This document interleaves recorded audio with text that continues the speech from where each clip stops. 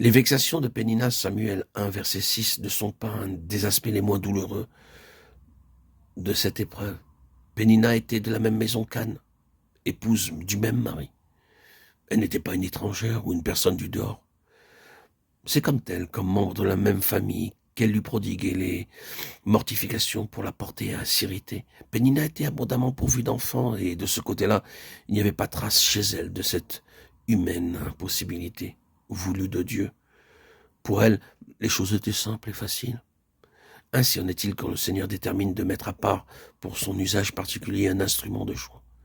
Il procède parfois à de larges coupes et nous tient en dehors de toutes ses œuvres, de toute cette activité, de toutes ces occupations qui émanent aussi de la maison de la foi. C'est vrai, qui ont une place dans la pensée de Dieu, c'est vrai aussi, mais qui sont dans une large mesure le produit de l'énergie naturelle et des capacités humaines.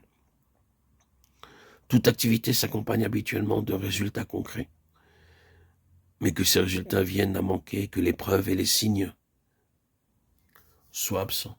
Aussitôt la critique se donne libre carrière, et ce sont les sarcasmes, les insinuations malveillantes, les sous-entendus accusateurs.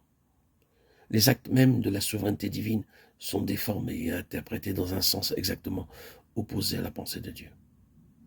Ainsi, un certain ordre de choses en insulte un autre. Qu'à cela ne tienne, laissez-les. Il en a toujours été ainsi.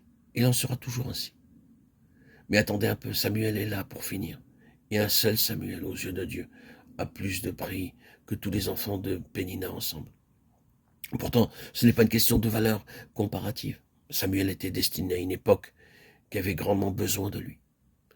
Et l'intensité des souffrances qui ont précédé son apparition donne à sa venue quelque chose de tellement solennel et sérieux qu'on peut écarter d'emblée tout soupçon d'orgueil et de comparaison déplacée.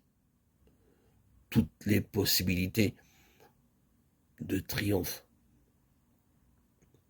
personnel ou de satisfaction égoïste ont été purifiées au feu de l'épreuve. Et il n'est plus question d'autre chose maintenant que de la gloire de Dieu.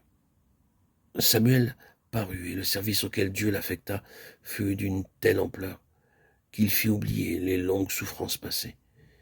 Et il fut prouvé une fois de plus que le mystère des voies de Dieu n'est qu'une forme de sa sagesse.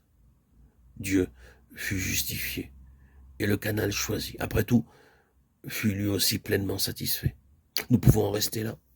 Quand Dieu a besoin de quelque chose de spécial, pour une heure particulièrement grave, les méthodes doivent sortir de l'ordinaire. À ceux qu'il lui faut, il doit dire, d'autres peuvent faire cela, mais pas toi. Nous entrons actuellement de plus en plus profondément dans une heure semblable. L'instrument général du témoignage de Dieu se révèle incapable de faire face à la situation. Il faut que Dieu suscite quelques facteurs nouveaux et déterminants, dont on pourra dire comme Esther que c'est pour un temps comme celui-ci qu'il est parvenu jusqu'au trône. Qui veut gagner le prix ?